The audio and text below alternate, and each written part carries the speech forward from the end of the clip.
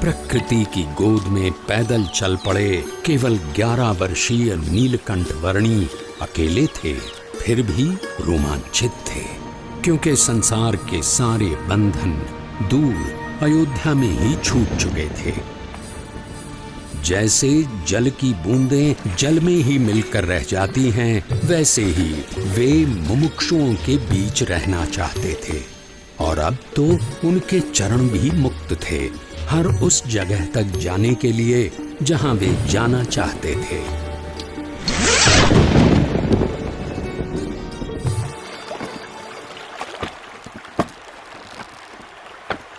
अमरपुर गांव की धरती पर सूर्योदय तो हर रोज की तरह हुआ था, पर आज वहां के लोगों को कुछ अधिक प्रकाश मिला। एक बाल योगी की कांति का प्रकाश।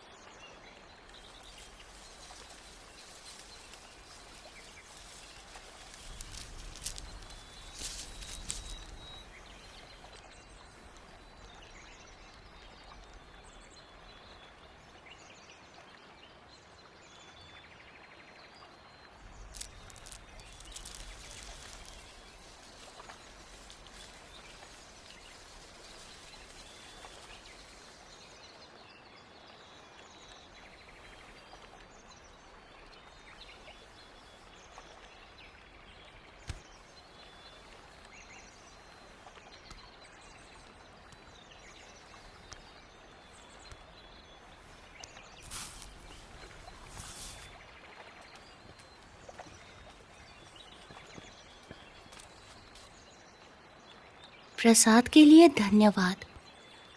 अब मुझे आगे जाने की अनुमति दीजिए।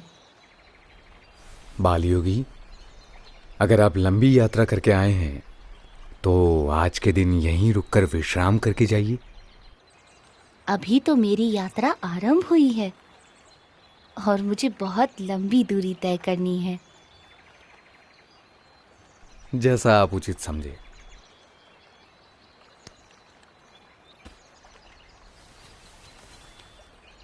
ये लीजिए, शाम के लिए कुछ फल साथ ले जाइए। सुबह शाम की चिंता करनी होती तो संसार का त्याग ही क्यों करता। जो जीवन के अगले पल देंगे वे ही पल पल के लिए सब कुछ देंगे।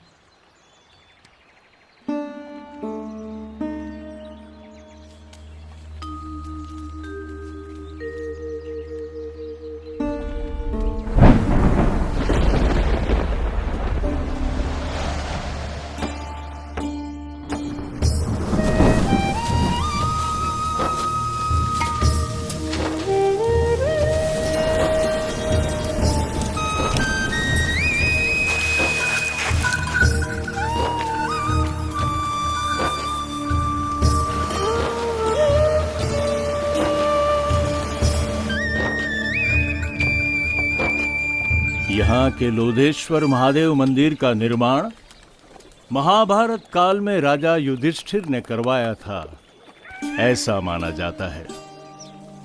महादेव जी का यहाँ सदैव निवास है।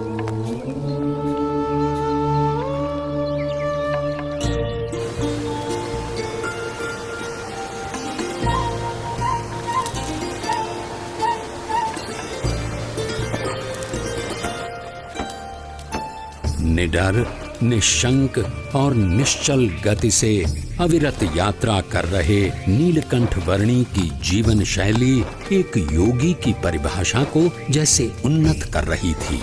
जो कुछ भी भोजन मिले उससे निर्वाह कर लेना उनकी आदत बन चुकी थी।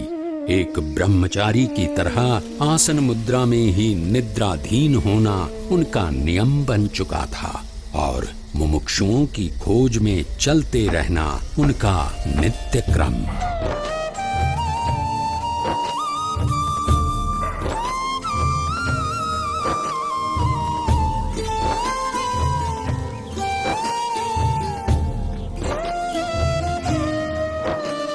नैमिषारण्य की धरती पर जब नीलकंठ वर्णी का आगमन हुआ तब उनकी भेंट वहां वर्षों से योग साधना कर रहे मुनिगण से हुई।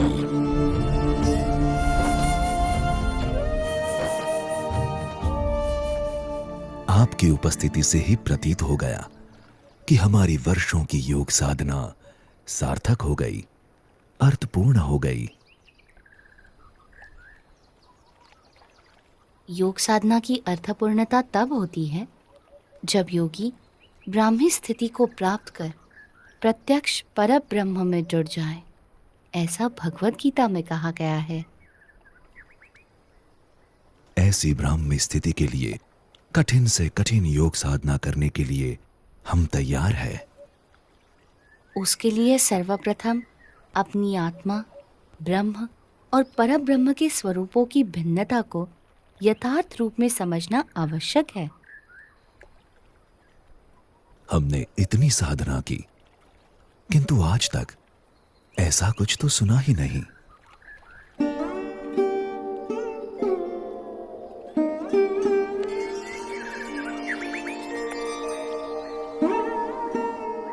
बाल योगी, आपके विचारों में कुछ नवीनता है। हमारी अभिलाषा है कि आप सदैव हमारे साथ यहीं रहें। वैसे भी इस नैमिषारण्य से अच्छा स्थान इस पृथ्वी पर कहीं नहीं है। ऋषिवर, जहां भी भगवान या उनके सच्चे ब्रह्म स्वरूप सत्पुरुष की निश्रा है, वैसा हर एक स्थान नैमिषारण्य तीर्थ के समान ही है। नैमिषारण्य से चल पड़े नीलकंठ वर्णी सहजापुर आ पहुंचे।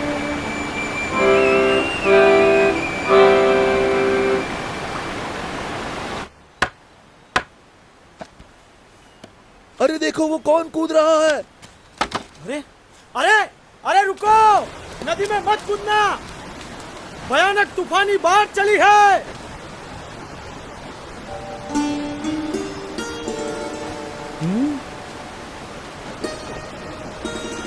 अरे कूदे तो मर जाओगे, वापस आओ, रुक जाओ, ठहरो, मर जाओगे।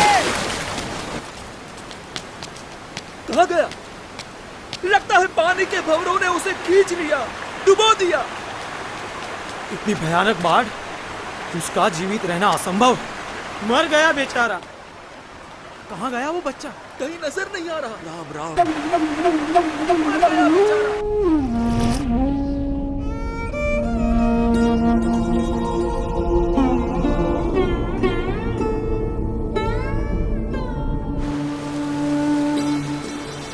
कहीं नजर नहीं आ रहा। पानी के भंवरों ने उसे खींच लिया। राम राम।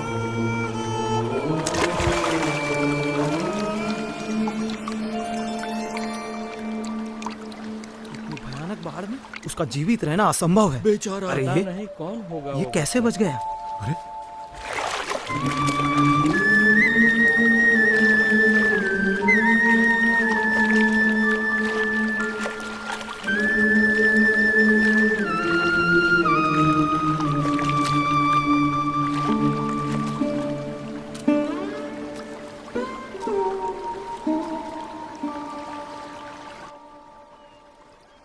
आप इतनी सहजता से इतनी तूफानी बाढ़ में कैसे कूद गए? आपको डर नहीं लगा? भीतर की शांति ऊपर के तूफानों को भी शांत कर देती है। ऊपर के तूफानों से डरोगे तो भीतर की शांति कैसे पाओगे?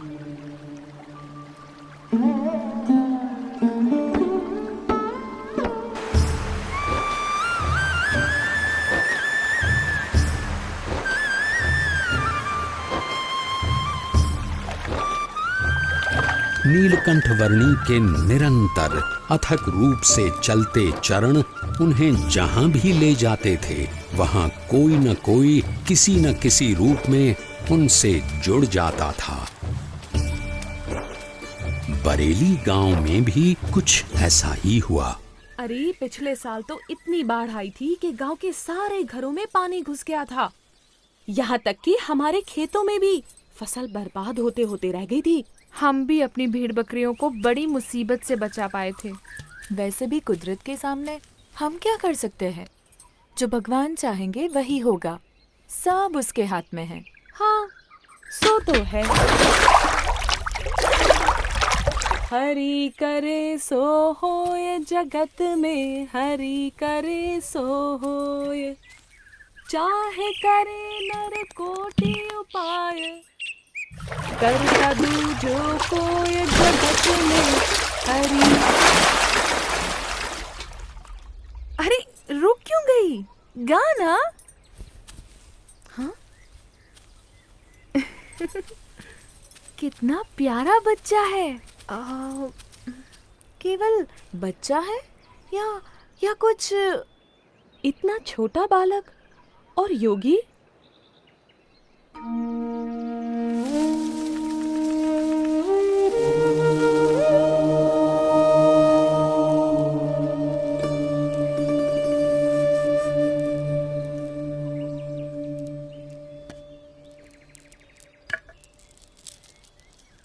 बेटा, तुम कौन हो? तुम्हारा नाम क्या है? यूं तो सारे नाम मेरे ही हैं, पर आप चाहें तो मुझे नीलकंठ बुला सकते हैं। नीलकंठ? पर तुम यहाँ क्या कर रहे हो बेटा? तुम्हारा घर कहाँ है? उस घर का तो मैं त्याग कर चुका हूँ। फिर भी मैं जहाँ भी हूँ घर में ही हूँ, क्योंकि मेरा घर तो सारा विश्व है। पर इतनी छोटी उम्र में तुमने अपनों को क्यों छोड़ा? सबको अपनाने के लिए। जो भटक गए हैं उन्हें घर वापस लाने के लिए। तुम हो तो इतने छोटे से, पर बातें बहुत बड़ी बड़ी करते हो।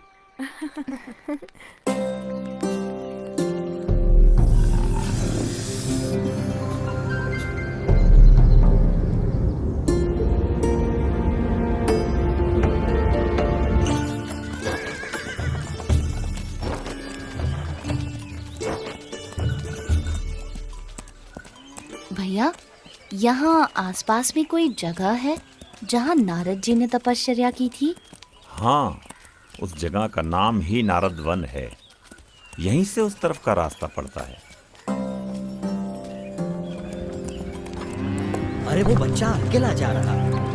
किंतु तुम्हारा अकेले वहां जाना ठीक नहीं होगा। बड़ी भयानक जगह है। नीलकंठ वर्णी ऐसे भयानक वनों में भी सहज रूप से चले जाते थे, जहां दिन में भी सूरज की किरणें प्रवेश नहीं कर सकती थीं।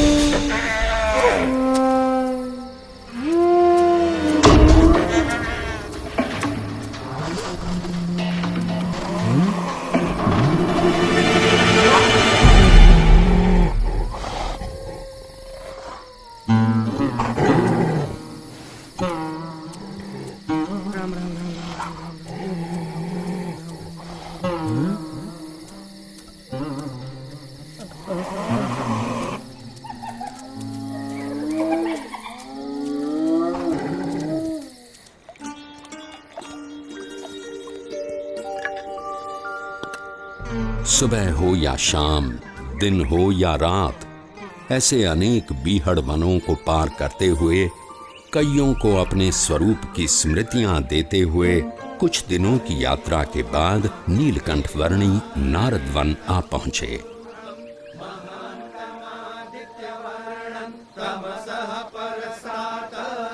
तमेव विदित्वाति मृत्युमेति नान्यः पन्था विद्यते। उरुक एवेदगुम्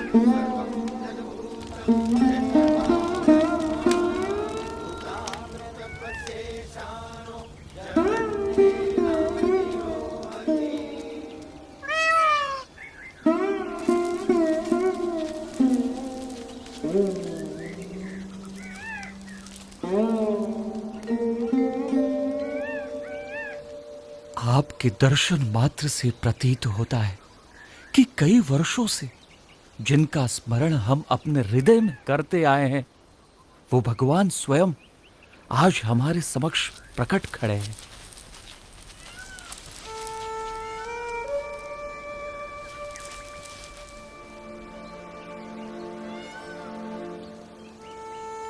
आप सबने परमात्मा की प्राप्ति का जो मार्ग चुना है, उसी में मनुष्य जीवन की सार्थकता है।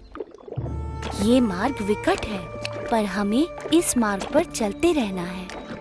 चाहे कितनी भी समस्याएं आए, कितनी भी बाधाएं आए और मृत्यु भी क्यों न आ जाए, किसी भी परिस्थिति में हमें उठ खड़ा होना है। सच्चे भाव से, सच्ची लगन से परमात्मा प्राप्ति के मार्ग पर चलते रहना है, तो परमात्मा कृपा करके हर अंधेरे को दूर कर हमारे जीवन में उनकी प्राप्ति की सुबह लाएंगे। नीलकंठ वर्णी की कल्याण यात्रा में कई ऐसे लोग थे जिन्होंने उनकी सेवा का अवसर जाने न दिया। ये भी ग्रहण कीजिए। चाहे वो कोई सामान्य भाविक जन हो या फिर स्वयं गंगा जी भी क्यों न हो।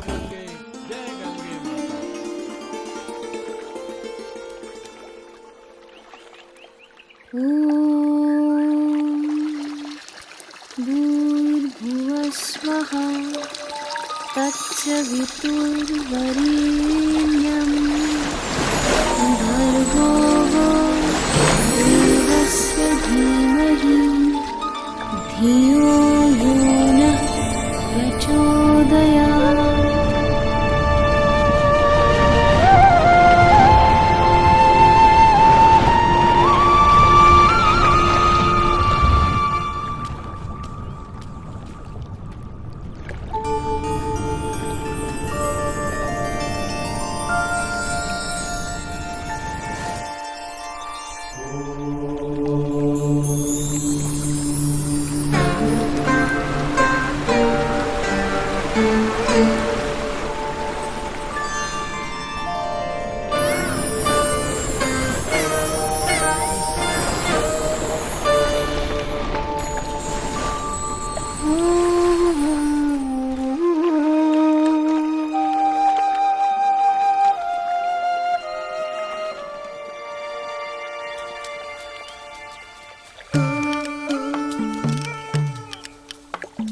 संत मिले कर थाम करावे प्रभु पद में दृढ़ प्रीति।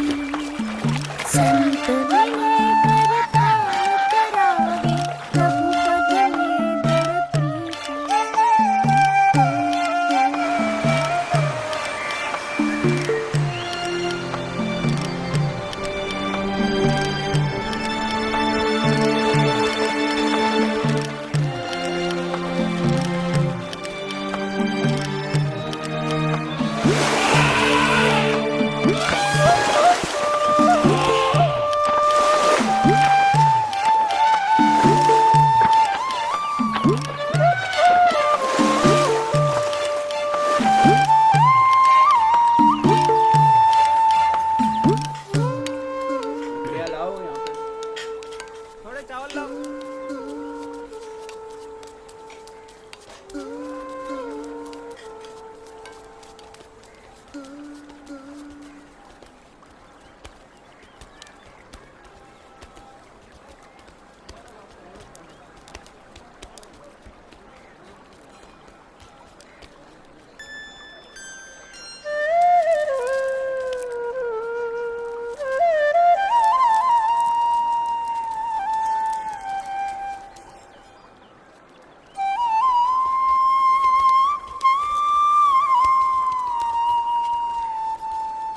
हरिद्वार में यहां आपको कोई शांत जगह नहीं मिलेगी। मेरे साथ आइए, मैं आपको ऐसी जगह ले चलता हूं जहां शांति हो, एकांत हो।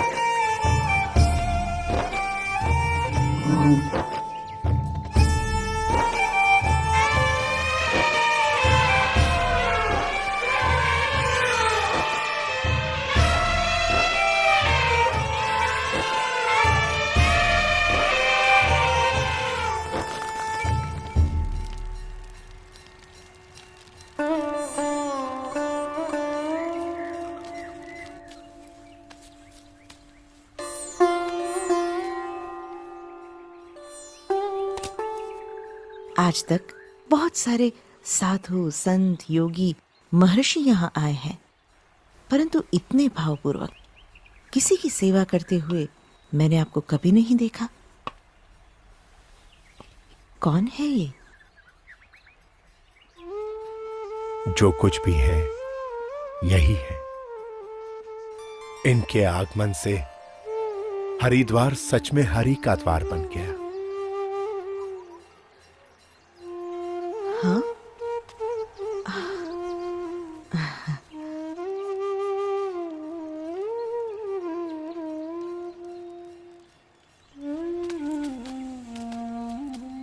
आपकी बड़ी कृपा कि आपने हमें दर्शन दिए।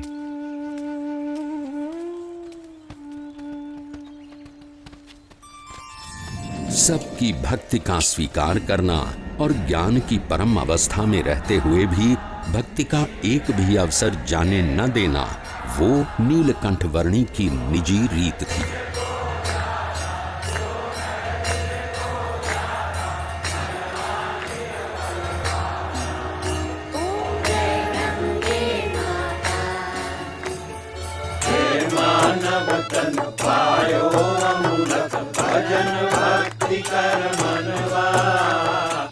जन्माष्टमी के दिनों में नीलकंठ वर्णी तपोवन आ पहुंचे।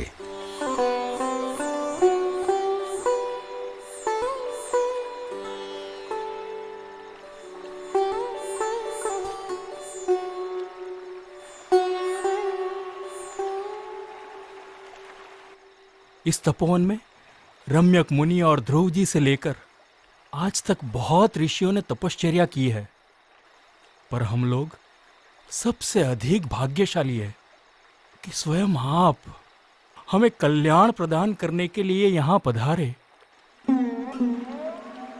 मैं मुमुक्षु से मिलने के लिए सदैव उत्सुक रहता हूँ। धन्यवाद प्रभु।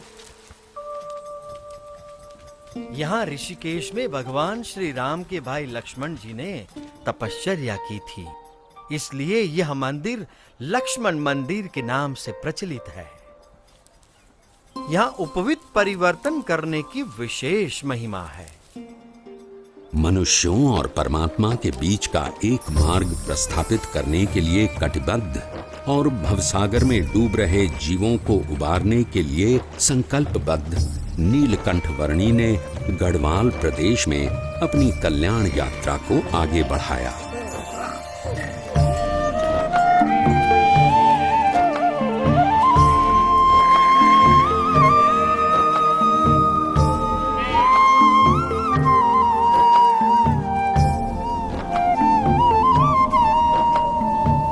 किसी भी परिस्थिति में अपने ध्येय तक पहुंचने की नीलकंठ वर्णी की संकल्प शक्ति के सामने कोई भी विकट रास्ता सरल बनकर रह जाता था।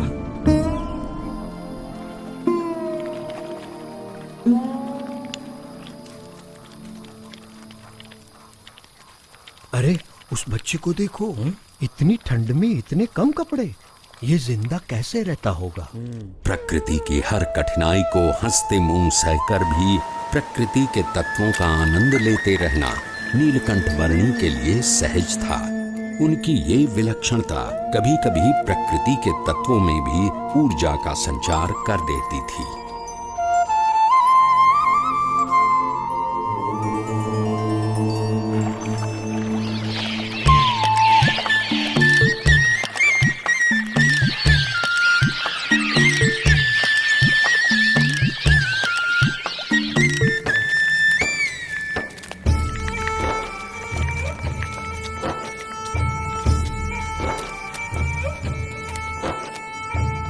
ये मनभंग पर्वत है और वो चित्तभंग पर्वत, और वहां दूर नदी के किनारे जो दिख रहा है वो है श्रीपुर गांव। उस रास्ते से हम ऊपर केदारनाथ जा सकते हैं।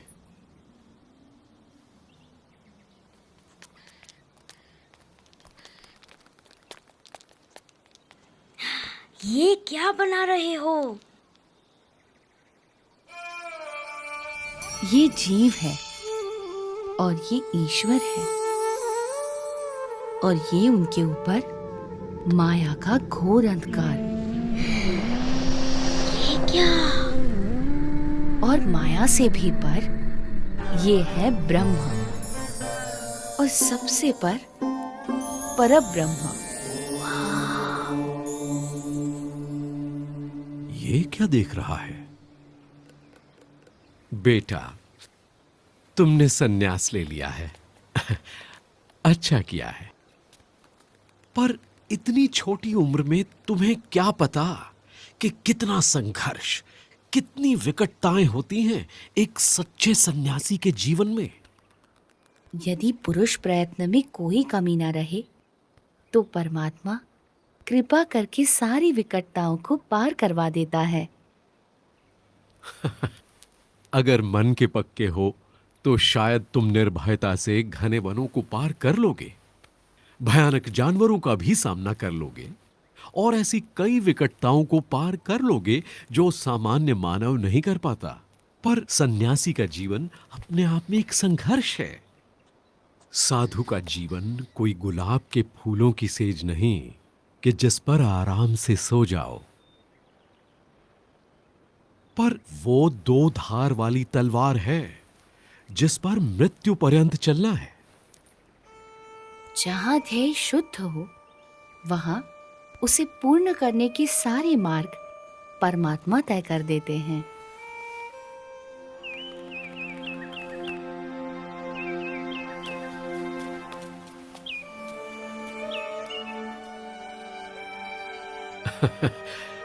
बच्चा है पर मन का पक्का है।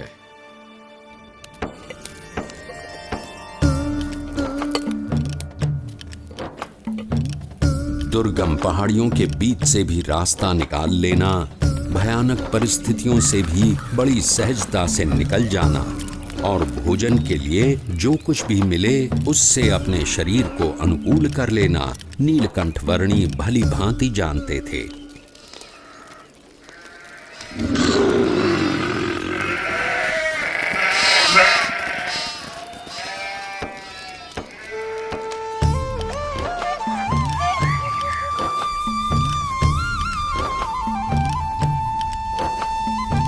अपनी कल्याण यात्रा के दौरान नीलकंठ वर्णी श्रीपुर आ पहुंचे।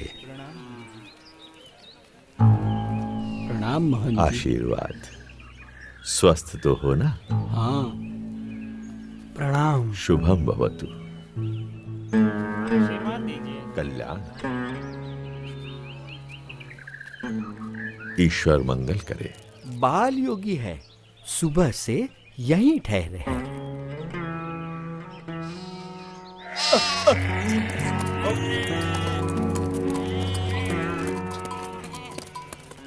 सब सुनिए, संध्या काल हो रहा है, सब सचेत हो जाइए।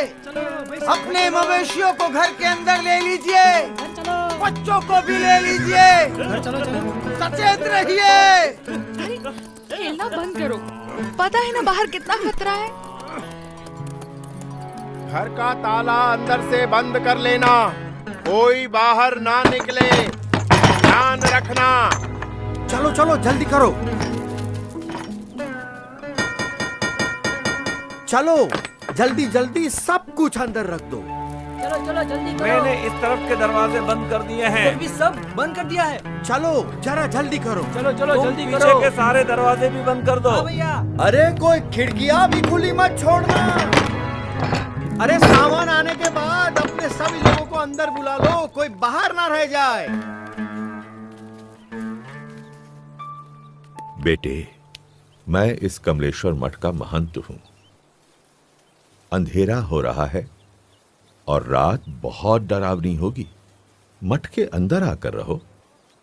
अंतर का उजास बाहर के अंधेरे से डरने ही नहीं देता। अच्छा, अगर मठ में रहना नहीं चाहते हो तो फिर श्रीपुर गांव में कोई और ठिकाना ढूंढ लो, लेकिन यहां मत रुको।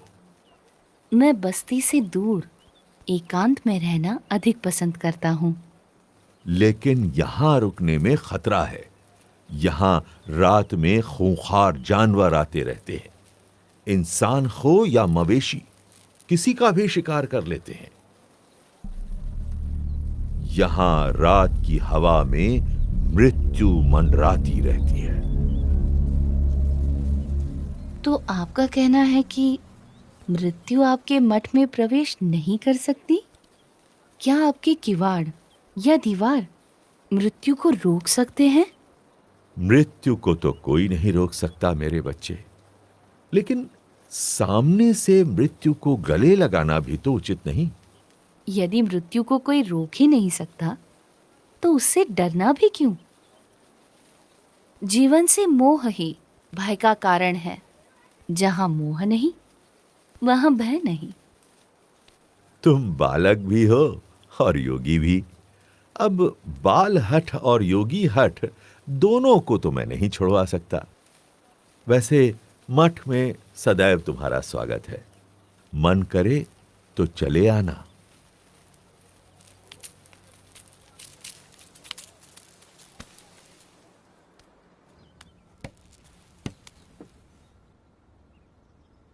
मुझे भय है, अगर कोई जंगली जानवर आ गया तो इसकी मौत निश्चित है।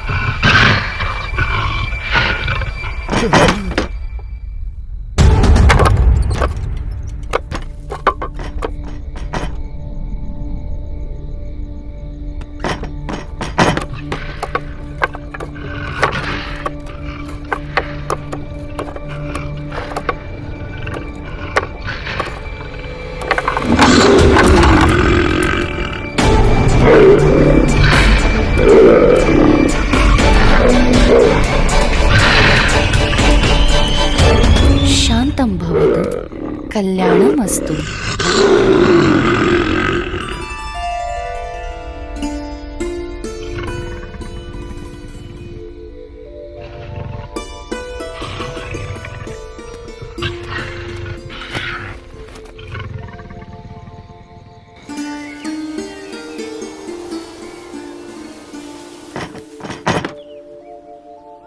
ये क्या?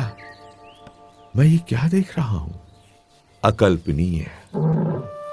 जहां दिव्य प्रेम हो वहां भय नहीं हो सकता।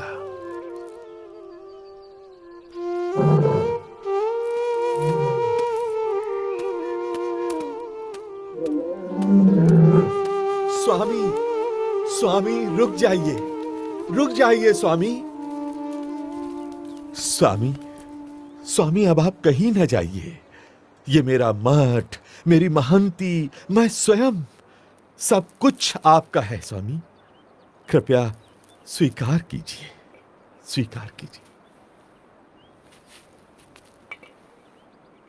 मेरा मठ तो सारा विश्व है। उस मठ को छोड़कर मैं इस मठ को कैसे स्वीकार कर सकता हूँ? और इन सब में ही बंधे रहना होता तो घर का त्याग ही क्यों करता? प्रभु, हमारा प्रेम स्वीकार कर यहीं रुक जाइए और हमें आपकी सेवा का मौका दीजिए। जब तुम दूसरों की सेवा करते हो तो मेरी ही सेवा करते हो। जब तुम दूसरों को प्रेम करते हो तो मुझे ही प्रेम करते हो। हरेक जीव में बसे परमात्मा के स्वरूप का आदर करना और उस आदर से हरेक को समान भाव से अपनाकर कल्याण के मार्ग पर प्रेरित करना, वो नीलकंठ वर्णी की अनूठी शैली थी।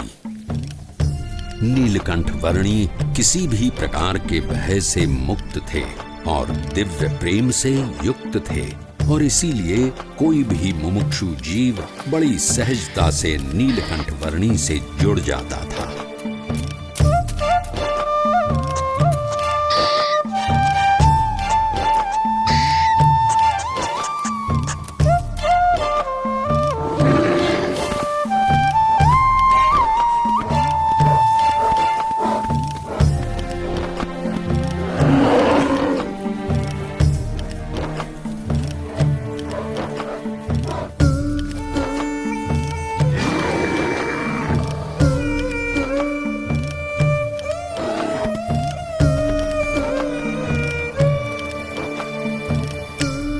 कल सुबह स्नान पूजा आदि करने के लिए अच्छी जगह कहाँ मिलेगी? इस तरफ चले जाओ।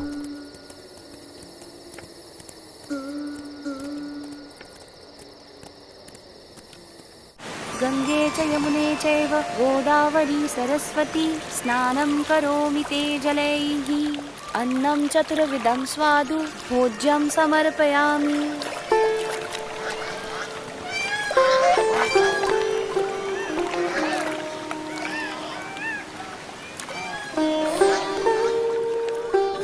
हमें जो मनुष्य जन्म मिला है वो बहुत दुर्लभ है और इसीलिए उसका उपयोग भी कल्याण के लिए होना चाहिए। संसार सिंधु तरन को नैया भक्ति हरि की कर ले भैया। संसार सिंधु तरन को नैया भक्ति हरि की कर ले भैया। अंत समय हरि मुक्ति दिलावै बिनु हरि के कछु काम न आवा। अंत समय हरि मुक्ति दिलावै बिनु हरि के कछु काम न आवे। अंत समय हरि मुक्ति दिलावै बिनु हरि के कछु काम।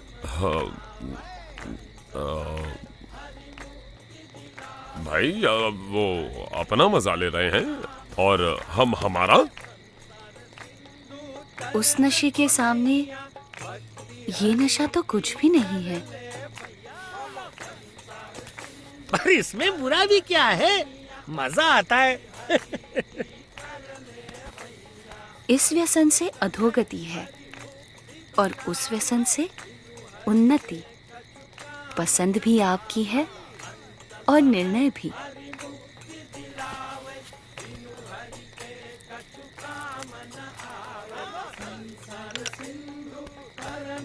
नैया भक्ति हरि की कर ले भैया।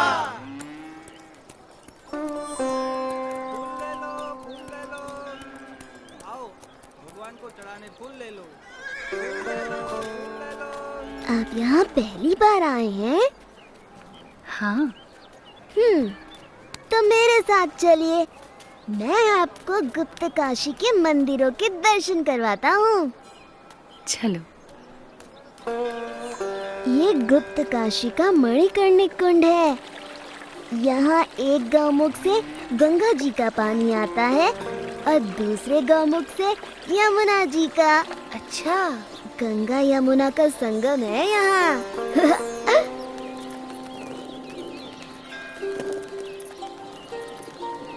ये विश्वनाथ मंदिर है और ये पास में है अर्धनारेश्वर मंदिर।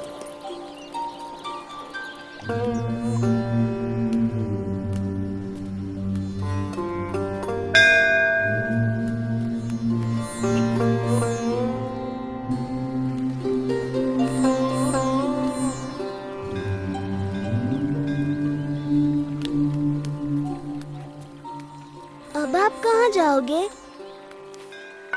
गुप्त प्रयाग और त्रियुगी नारायण से होते हुए गौरी कुंड और वहां से केदारनाथ। इतना दूर?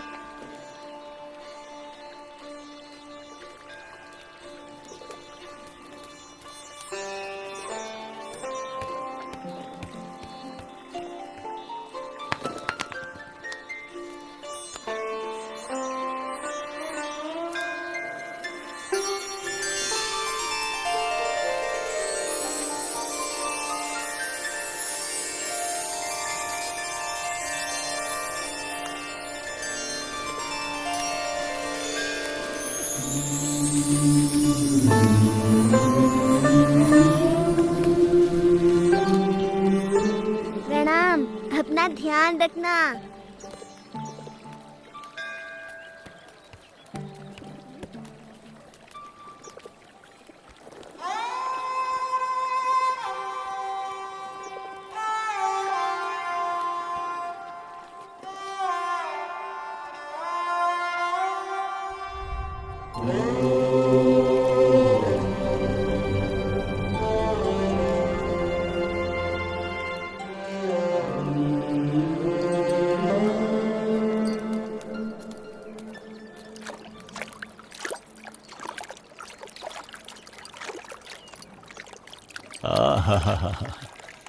ये गौरी कुंड भी ऊपर वाले का चमत्कार है। चारों तरफ केदारनाथ की ठंड और उसके बीच में इस गौरी कुंड का गरम गर्मीला पानी।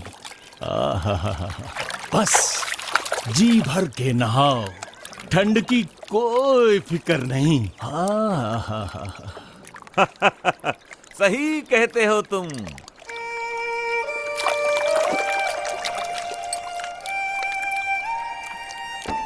गौरी कुंड से नीलकंठ वर्णी केदारनाथ की ओर चल पड़े।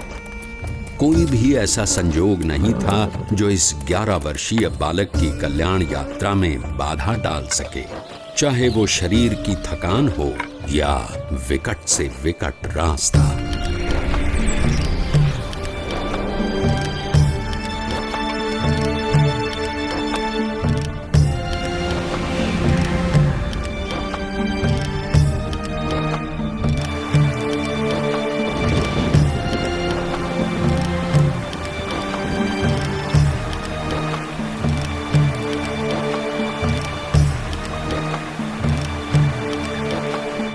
भवाटवी में साधु की संगत हरिपद प्राप्त करावे।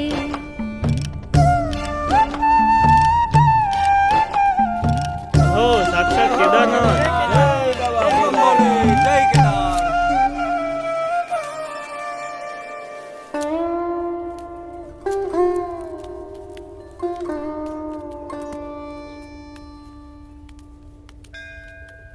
ये कहाँ खोया हुआ है? अरे किस दुनिया में हो भाई? साक्षात नारायण की दुनिया में। हाँ? क्या? कहाँ?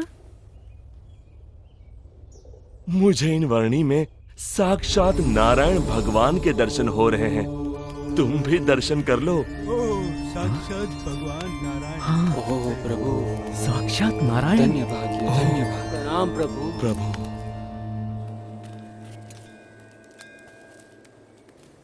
मान लो कि तुम यहां केदारनाथ में हो। ये रहा केदारनाथ और तुम्हें जाना है यहां बद्रीनाथ में। हाँ, ये रहा बद्रीनाथ। अब सवाल ये है कि भाई जाओगे कैसे?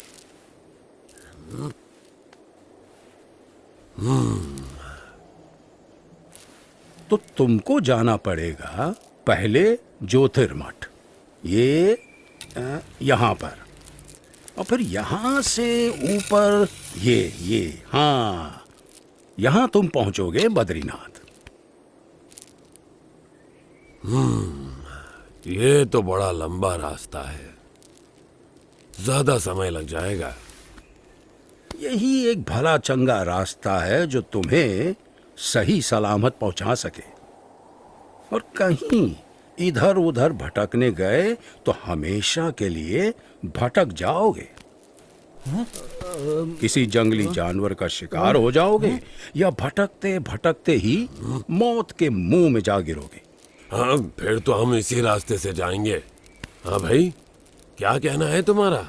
हाँ भाई, जान बचेगी तो ही तो बद्रीनाथ पहुंचेंगे। हाँ?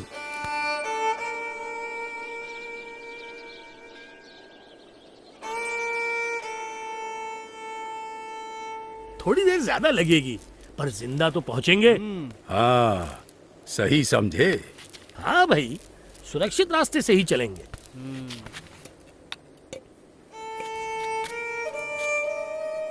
केदारनाथ से सीधे बद्रीनाथ जाना असंभव भी तो नहीं है।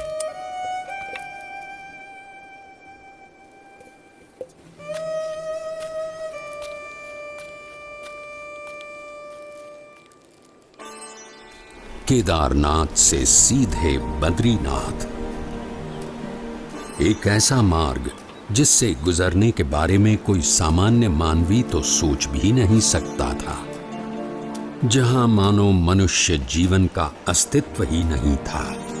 ऐसा कुछ भी नहीं था जो मनुष्यों को जीवित रहने देने का कारण बने। अगर कुछ था तो बस कदम कदम पर खतरा।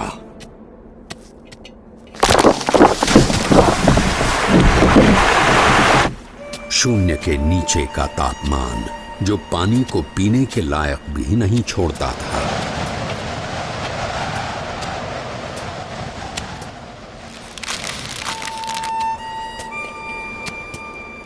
मीलों तक फैली हुई बर्फ जैसे विपत्तियों का महासागर और हर क्षण मृत्यु का आह्वान।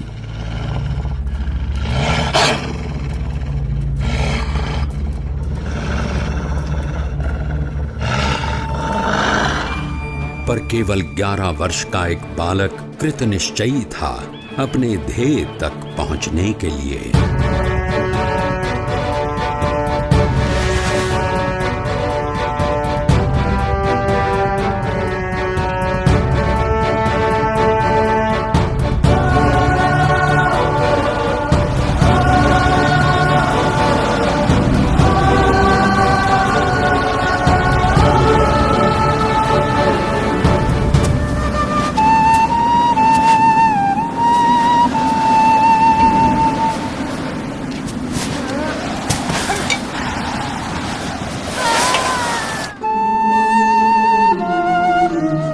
परमात्मनि यो रक्तो विरक्तो अपरमात्मनि।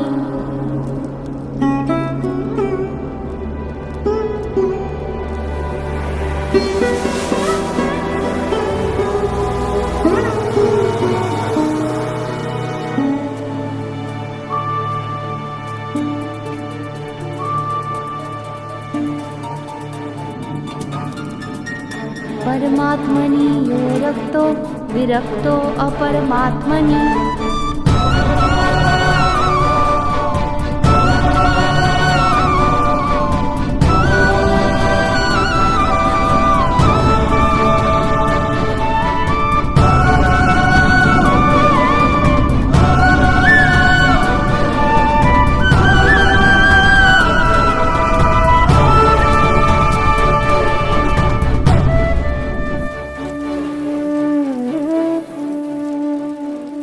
इस ठंड में हम लोग यहाँ कंबल ओढ़कर भी ठीक से सो नहीं पा रहे हैं, और वो बच्चा नंगे पांव खुले शरीर केदारनाथ से सीधे बद्रीनाथ के विकट रास्ते पर अकेला चल पड़ा है। क्या हुआ होगा उसका?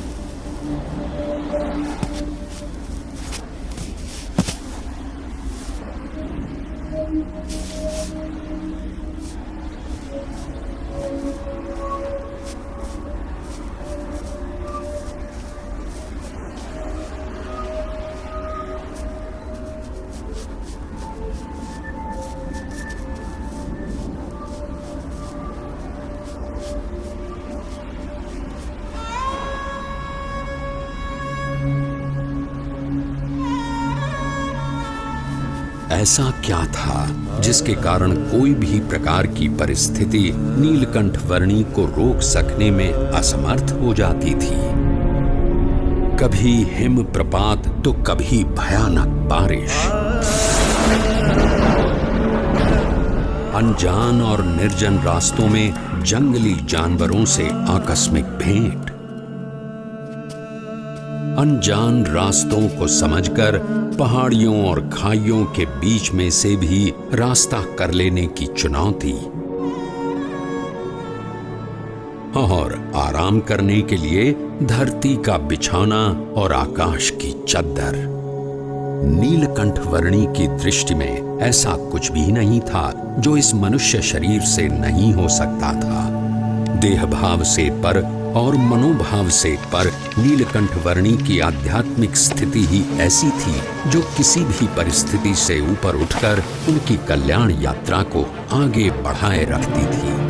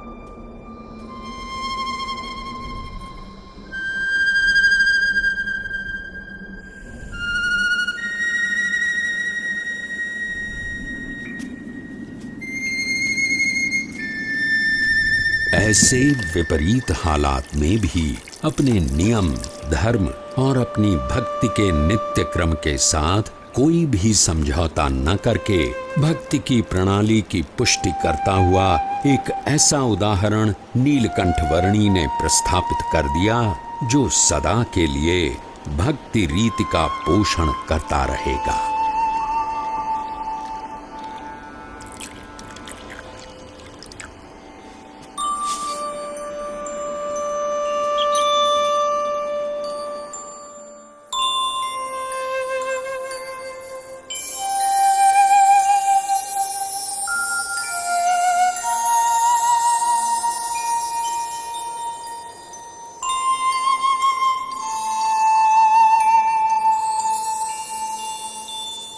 आज के समय में भी कई लोग साथ मिलकर बहुत सारी सुविधाओं के साथ जिसे पार करने के लिए हिचकिचाते हैं, वैसा केदारनाथ से सीधे बद्रीनाथ जाने का लगभग 75 किलोमीटर का मार्ग नीलकंठ वर्णी ने नंगे पांव, खुले शरीर, अकेले केवल 9 दिनों में पार कर लिया।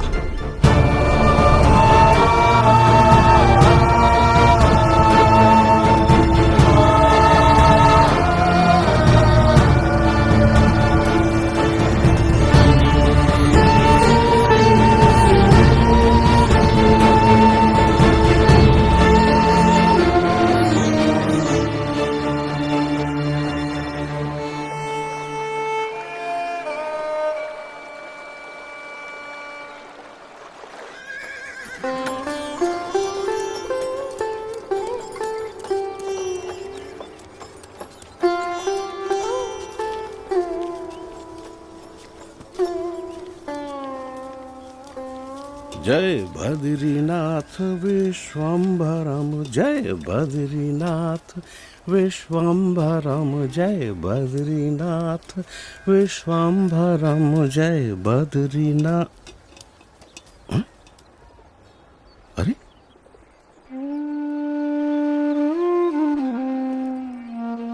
इस चरण छाप में ऊर्ध्व रेखा के साथ सारे 16 चरण चिन्ह। ये तो स्वयं परमात्मा के चरणों की छाप है। कहाँ है वो?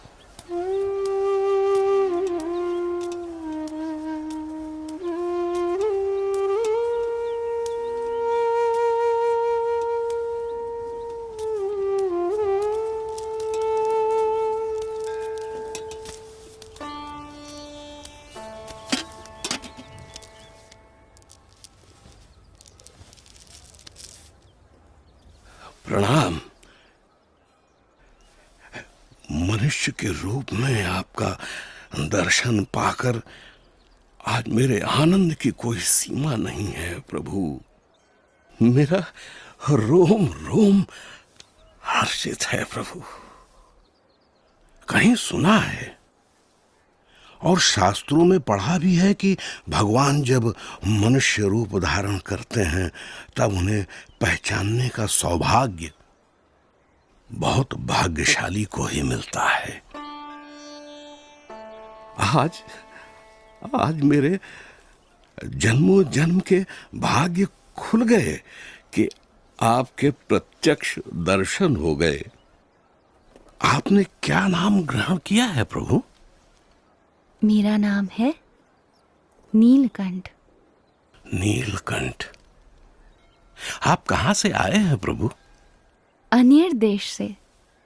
ऐसी तो कोई जगह का नाम मुझे याद नहीं प्रभु। मेरी समझ में आए उस तरह से बताइए। कहां से यात्रा आरंभ की, किन किन तीर्थ स्थानों को अपनी उपस्थिति से पावन किया, कहां ठहरे? मैंने आषाढ़ मास में अयोध्या से सरयू पार की और अमरापुर आया। हिंडोला के दिन नारद वन में बिताए और पवित्र एकादशी हरिद्वार में की। तपोवन में जन्माष्टमी का उत्सव मनाया। लक्ष्मण झूला के पास लक्ष्मण मंदिर में उपवित परिवर्तन किया। गणेश चतुर्थी श्रीनगर में, ऋषि पंचमी उद्धव वन में और जल झलनी एकादशी एवं वामन द्वादशी गुप्त काशी में की। त्रियुगी नारायण में पूर्णिमा करके श्राद्ध पक्ष मैंने गुप्त प्रयाग और केदारनाथ में बिताया और नवरात्रि के आरंभ में केदारनाथ से चलकर पहाड़ों को पार करके आज नवरात्रि के 9वें दिन यहाँ बद्रीनाथ आया हूँ। और आपका भाव है, इसीलिए दीपोत्सव और अन्नकूट उत्सव यही आपके साथ मनाऊंगा। अवश्य प्रभु।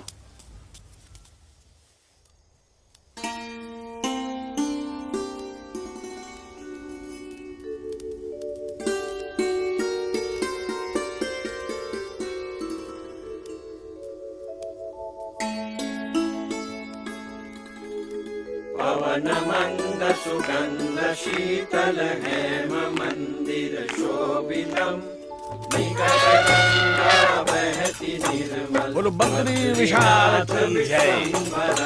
शीत ऋतु में ठंड से बचकर रहने के लिए बद्रीनाथ के लोग भगवान की मूर्ति समेत ज्योतिर्मठ आकर बसते थे। नीलकंठ वर्णी भी उनके साथ ज्योतिर्मठ आए। अहम ब्रह्मास्मि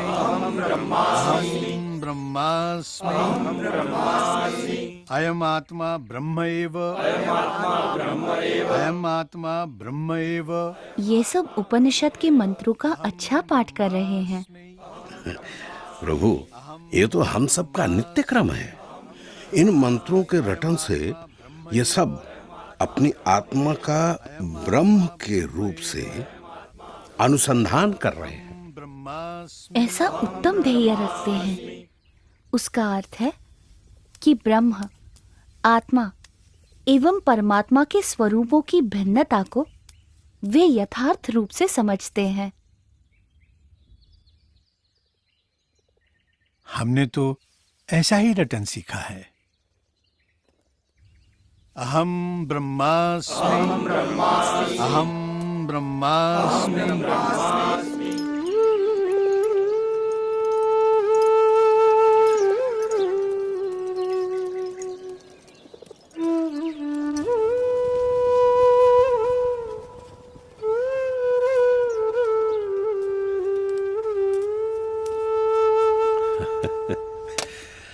क्या देख रहे हो बाल योगी? मुझे मानसरोवर जाना है। क्या आप रास्ता दिखा सकते हैं? अभी से रास्ता पूछ के आप क्या करोगे? अरे जब ठंड की ऋतु समाप्त हो जाएगी तब बहुत सारे लोग वहां जाएंगे, उनके साथ चले जाना। हाँ? मुझे तो अभी जाना है। है? इस ठंड में? हाँ। मानसरोवर? अरे प्रभु, ऊपर की ठंड तो आग की तरह जलाती है। वहां शरीर का लहू पानी बन जाता है और पानी जमकर पत्थर, और कदाचित उससे बच भी गए तो बर्फ आपको जिंदा गाड़ देगी प्रभु। अरे प्रभु, इस ऋतु में मानसरोवर की ओर जाने के विचार मात्र से भी सब डरते हैं। आप मुझे योगी बुलाते हो ना? हाँ प्रभु। योगी को ना तो प्राणों का भय होता है, ना असफलता का, ना कल का, ना किसी फल का, ना यश का, ना अपयश का। आपका बहुत धन्यवाद कि आप मेरी चिंता करते हैं। प्रभु,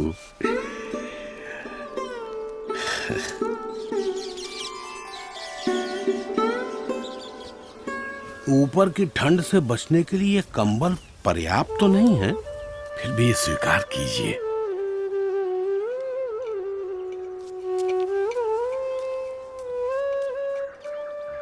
खेलने कूदने की उम्र में इतने कष्ट, ऐसी तपश्चर्या, इतनी कठिन यात्रा किस लिए? मेरी यात्रा कल्याण के लिए है। मैं आपसे फिर मिलूंगा।